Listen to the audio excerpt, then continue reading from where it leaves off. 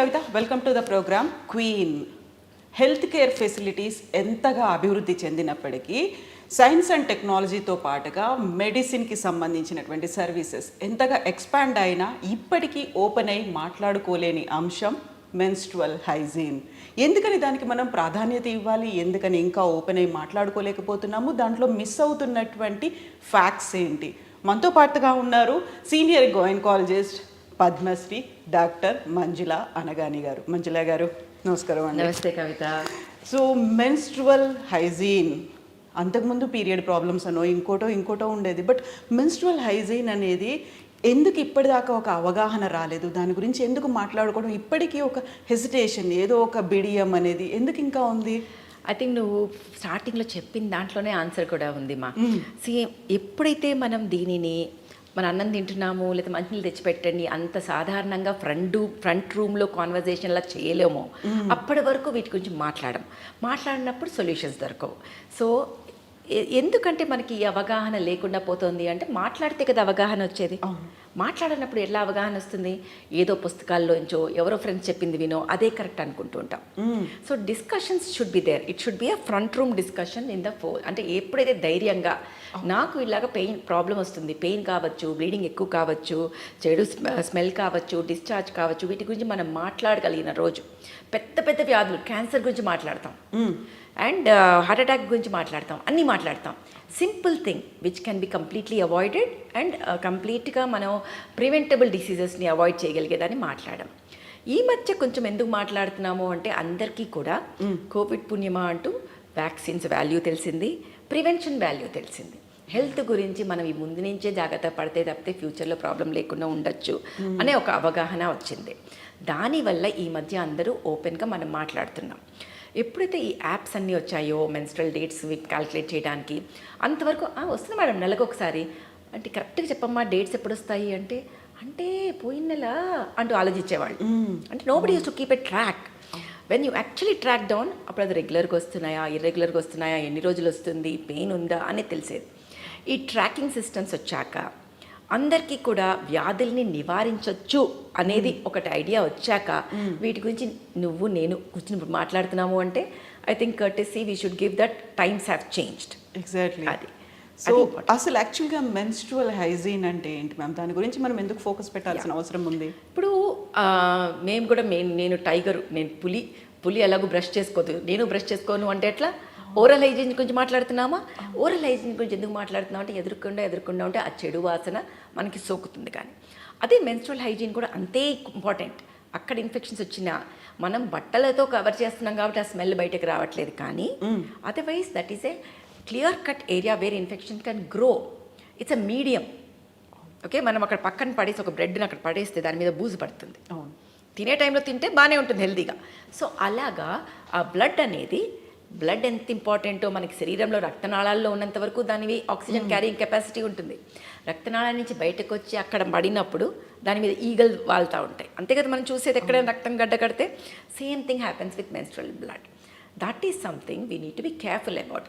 ఆ టైంలో ఆ హైజీన్ మెయింటైన్ చేయకపోతే స్టార్ట్స్ ఫ్రమ్ ఆ 5 days మనం తీసుకోవాల్సిన జాగ్రత్తలు, అక్కడ పీహెచ్ని అంటే అసిడిటీని మెయింటైన్ చేయాల్సిన అవసరం, ప్లస్ అక్కడ మనం వాడాల్సిన పద్ధతులు, మెన్స్ట్రువల్ ప్యాడ్స్ కావచ్చు, వాటిని మెన్స్ట్రువల్ కప్స్ వాడాలా, ఏది వాడాలి, ఎలాంటివి వాడాలి, ఎన్ని గంటలకు ఒకసారి చేంజ్ చేసుకోవాలి, మనం ఆ టైంలో తీసుకోవాల్సినది, ప్లస్ అక్కడున్న ప్యూబిక్ హెయిర్ని ఎలా మెయింటైన్ చేయాలి, ఇవన్నీ కూడా, ప్లస్ ఆ యూజ్ చేసిన శానిటరీ నాప్కిన్స్ని ఎలా డిస్పోజ్ చేయాలి వరకు కూడా అంతా మెన్స్ట్రువల్ హైజీనే. And when we are not talking only about ourselves. వృక్షో రక్షతి రక్షిత అంటాం. అంటే మనం ఎప్పుడా ఎన్వైరన్మెంట్ని కాపాడుతామో ఎన్వైరన్మెంట్ కూడా మనల్ని కాపాడుతుంది. సో ఇప్పుడు మనం మెన్స్ట్రువల్ హైజీన్తో పాటు అవన్నీ తీసుకెళ్ళి ఎక్కడ పడితే అక్కడ పాడేస్తే దాన్ని మళ్ళీ మనం ఇన్ఫెక్షన్కి బ్రీడింగ్ చేస్తున్నాం కదా. సో వాటిని ఎలా డిస్పోజ్ చేయాలి, అవి అబ్జార్బబులా, ప్లాస్టిక్సా, మళ్ళీ ప్లాస్టిక్స్ వల్ల ఎలాంటి కాంప్లికేషన్స్ మనకు అందరికీ వస్తున్నాయి, ఇవన్నీ కూడా చాలా ఇంపార్టెంట్ విషయం. సో ఇప్పుడు ప్యాడ్స్తో పాటుగా వస్తున్నటువంటి రీయూజబుల్ ప్యాడ్స్, క్లాత్ ప్యాడ్స్ అనేవి ఉన్నాయి, లేకుంటే ప్యాడెడ్గా ఉన్నటువంటి అండర్వేర్స్ ఉన్నాయి, టాంపూన్స్ ఉన్నాయి, వీటన్నిటికి సంబంధించి అవగాహన మీరు చెప్పినట్టుగా. One thing very important is tampons are a very high risk for infections. So that should be avoided. Okay, unless they're very educated, they know how to remove, when to do all that. tampons are only for most of the time it is for people who don't want to see the bulge. వాళ్ళ ప్రొఫెషనల్గా వాళ్ళు స్విమ్మింగ్కి వెళ్ళాల్సిన వచ్చిన వాళ్ళు అలాంటి వాళ్ళకి తప్పితే most of the time it has to be the sanitary napkins or menstrual cup. The best thing is menstrual cup because it's inert material. దానివల్ల సైడ్ ఎఫెక్ట్స్ ఉండవు, దానివల్ల రియాక్షన్స్ ఉండవు, ఈజీ టు మెయింటైన్. లైఫ్ టైంకి ఒక cup చాలు, are 12 years అన్నా పనిచేస్తుంది. అది జస్ట్ ఉడకబెట్టి క్లీన్ పెట్టేసుకుని కవర్లో వేసుకుని ఉంచుకుని యూస్ చేయొచ్చు, సబ్బుతో క్లీన్ కూడా చేసుకుని ఉంచుకోవచ్చు. That is the best. Unmarried girls వాడచ్చు, మ్యారీడ్ గర్ల్స్ వాడచ్చు, అందరూ వాడచ్చు. Very easy. నేర్చుకుంటే ఇంత ఈజీ ఇంకోటి ఉండదు. అదే మనం ప్యాడ్స్ వాడాల్సి వస్తే ప్లాస్టిక్స్ లేనిది వాడాలి. ఏవైతే కంపోజ్ అయిపోతాయో, మనము ఎన్నో మాట్లాడతాం, పొలాలలో వేస్తాము, యూరియా వేస్తాము, డీకంపోజ్ అవ్వాలి అది అని ఆర్గానిక్ వెళ్తుంటాము. అవన్నీ చూసినప్పుడు ఇది కూడా ఆర్గానిక్ శానిటరీ నాప్కిన్స్ వాడాల్సిన అవసరం వచ్చింది. బ్యాంబూ షూట్తో కానీ బ్లీచ్డ్ కాటన్ కాకుండా వాడతాం, కానీ రీయూజబుల్ అయినా పర్వాలేదు. But they have to know how to use it. వాటిని రీయూజ్ ఎలా చేయాలో తెలియాలి, వాటిని బాగా యూజ్ చేయాలి, వాటిని ఎలా వాడాలి అనేది చూసుకోవాలి. అక్కడ ఆ ఏరియాలో అంత రక్తం గడ్డకట్టకుండా చూసుకోవాలి. రెగ్యులర్గా వాష్ సరిగా చేసుకోవాలి, pH బ్యాలెన్సర్తో వాష్ చేసుకోవాలి, హెయిర్ని ట్రిమ్ చేసుకోవాలి, and every 6 to 8 hours sanitary napkins వాడుతుంటే కనుక మార్చుకోవాలి. ఇలాంటివన్నీ చేసుకోవాల్సిన అవసరం ఎంతైనా ఉంది. యాంటీ బ్యాక్టీరియల్ అని అదని ఇదని అవన్నీ కూడా వాడాల్సిన అవసరం లేదు. రెగ్యులర్గా హైజీన్ మెయింటైన్ చేసుకుని శుభ్రంగా ఉంటే దానికన్నా బెస్ట్ ఇంకొకటి లేదు. ఈ మధ్యన వస్తున్నటువంటి ప్యాడెడ్ ప్యాంటీస్ అని, పీరియడ్ ప్యాంటీస్ అనేవి ఉన్నాయి, రీయూజబుల్ అండ్ వాషబుల్ అని అంటున్నారు కదా.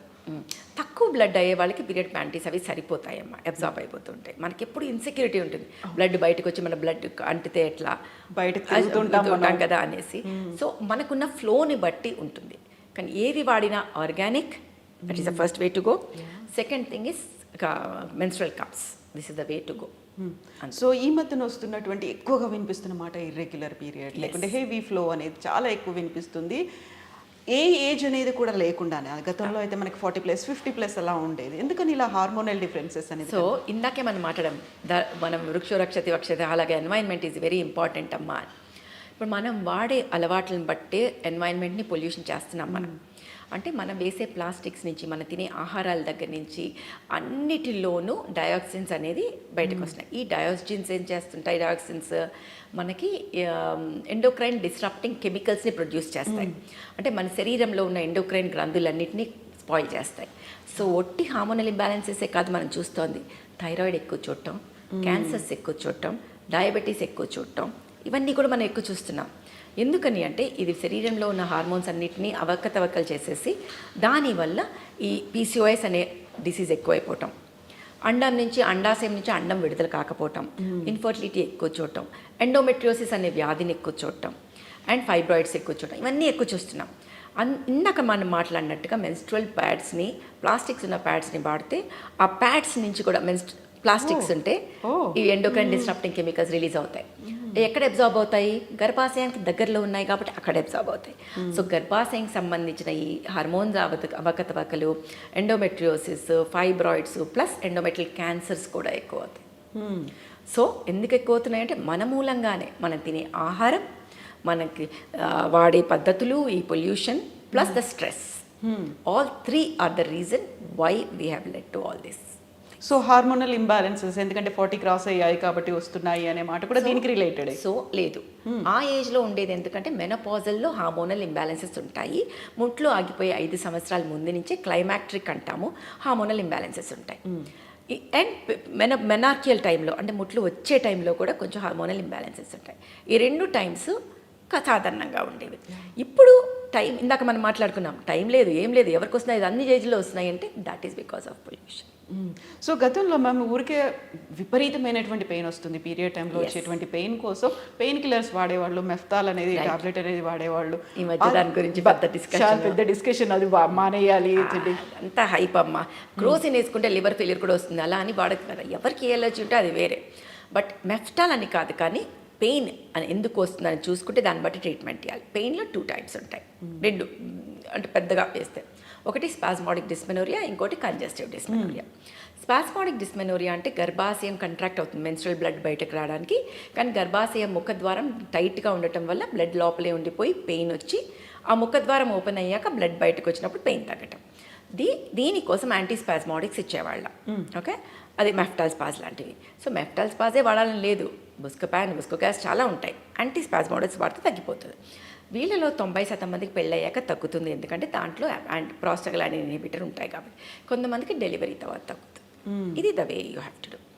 Next thing what is very important is congestive dysmenorrhoea. అంటే అదంతా లోపల ఒక వ్యాధుల వల్ల అలా పెయిన్ వస్తుంది. ఏ కండిషన్లో వస్తుంది?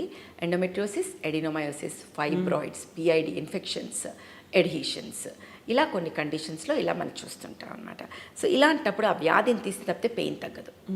సో ఇలాంటి వాళ్ళలో ఏమవుతుందంటే పీరియడ్ వచ్చి 4-5 రోజుల ముందు నుంచే పెయిన్ వచ్చి, త్రూ అవుట్ పీరియడ్స్ పెయిన్ వచ్చి, దాని తర్వాత ఆ పీరియడ్స్ అయ్యాక కూడా పెయిన్ ఉంటుంది అనమాట. దీన్ని కంజెస్టివ్ డిస్మెనోరియా అంటాం. అప్పుడు డాక్టర్ని కన్సల్ట్ చేయాలి. స్పాస్మాటిక్ డిస్మెనోరియా అయితే మాత్రం మందులు ఇచ్చినప్పుడు ఆ స్పాజం తగ్గినప్పుడు తగ్గిపోతుంది. అది. సో మ్యామ్ ఇప్పుడు టీనేజర్స్ గురించి, లేకుంటే అది ఫస్ట్ పీరియడ్ అయింది అనుకున్నప్పుడు ఎలా వాళ్ళని డీల్ చేయాల్సిన అవసరం ఉంటుంది? వెరీ వెరీ డిఫికల్ట్, బికాస్ టీనేజ్లో వాళ్ళ పేరెంట్స్ మాట అసలు వినరు. ఎందుకంటే వాళ్ళకి they know everything, they know from their friends, from Google అనుకుంటారు. సో మనం డీల్ చేయడం గురించి ఆలోచించకూడదు పిల్లల్ని. బెస్ట్ ఎవరి పని వాళ్ళని చేయనియాలి. గైనకాలజిస్ట్ దగ్గర తీసుకెళ్ళాలి, whom they trust. Gynaecologist will develop a rapport with the girl. Then the horse's mouth నుంచి వచ్చేవి పిల్లలు వింటారు. అప్పుడు చెప్తాం, అదమ్మా ఇది ఇట్లా పీరియడ్స్ ఇలా ఉంటాయి, నువ్వు ఇలా వాడాలి, ఇలా మెన్స్ట్రువల్ హైజీన్ ఉంటుంది, ఇలా డస్ట్బిన్లో ఇలా వేయాలి, కవర్లో వేసి వేయాలి, ప్లస్ ఎవ్రీ 6 hours తీయాలి, plus these are things you will understand. And you have to look at vaccine now, cancer prevention vaccine. Plus you also have to look at what you want to do next. అంటే pregnancy కూడా వచ్చే అవకాశాలు ఉంటాయి అనేది కూడా డైరెక్ట్గా మాట్లాడాలి ఆ ఏజ్లో. ఎందుకంటే వాళ్ళకి తెలీదు. They come with infections, they come with pregnancy, unwanted pregnancies, because they don't understand the preventive aspects. So as a gynecologist, matter of fact గా చెప్పాల్సిన అవసరం మా మీద ఉంటుంది. So I think dealing is, the today's generation is with truth and facts. పాత రోజుల్లో లాగా చెట్టు మీద పిల్లలు పుట్టారు మేము తీసుకొచ్చాము అట్లా చెప్పాల్సిన అవసరం లేదు. ఇప్పుడు పిల్లలు very intelligent. Tell them the truth, then they are ready to accept it. And that మీరు పేరెంట్గా చెప్పడానికి బిడియపడ్డా, లేక ఆర్గ్యుమెంట్స్ వస్తాయి అనుకున్నా, సుపీరియారిటీ లాగా అనిపించింది అనుకున్నా, గైనకాలజిస్ట్ దగ్గర తీసుకెళ్ళండి. సో అక్కడ మళ్ళీ హెసిటేషన్ అనేది ఉంటుంది. కాబట్టి take her to the gynaecologist, they will tell. Then next generation that way is good మా. This generation is vocal, they talk, they discuss.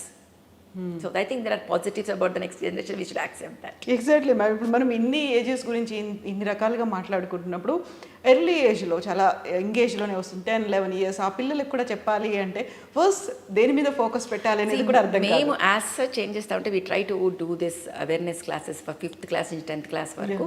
We do it in the schools, వాటిలో చేస్తామన్నమాట. So వాళ్ళు first అలా తెలుసుకుని తర్వాత వెళ్ళి వాళ్ళ పేరెంట్స్తో మాట్లాడేది, ఎందుకంటే పేరెంట్స్ ఎక్కువ మాట్లాడారు వాళ్ళకి అప్పుడు. సో మేమే అవేర్నెస్ క్లాసెస్ చేస్తూ ఉంటాం స్కూళ్ళల్లో పోయి. So I think that is the way to do go forward అంతే. ఎందుకంటే పేరెంట్స్ ఇంకా కూడా 5th class ఇంకా చిన్నపిల్ల, ఇంకా చిన్నపిల్లండి ఈ రోజుల్లో ఎవరు 5th class and 10 years is not kids anymore. We need to accept that and we should treat them as an adult. ఒక పక్కన వాళ్ళని నువ్వు పెద్ద పిల్ల అయ్యావు ఎందుకు జంప్ చేస్తున్నావు అంటాం, మళ్ళీ అవసరం వచ్చినప్పుడు నువ్వు చిన్నపిల్లవి కూర్చో అంటున్నాం.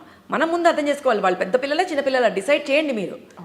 అండ్ వాళ్ళని ఎలా ట్రీట్ చేయాలో అలా ట్రీట్ చేయండి. Respect them, give the respect to the child, she is no longer a child. And facts and truth చెప్పాలి పిల్లలకి ఎప్పుడు. And they are very intelligent.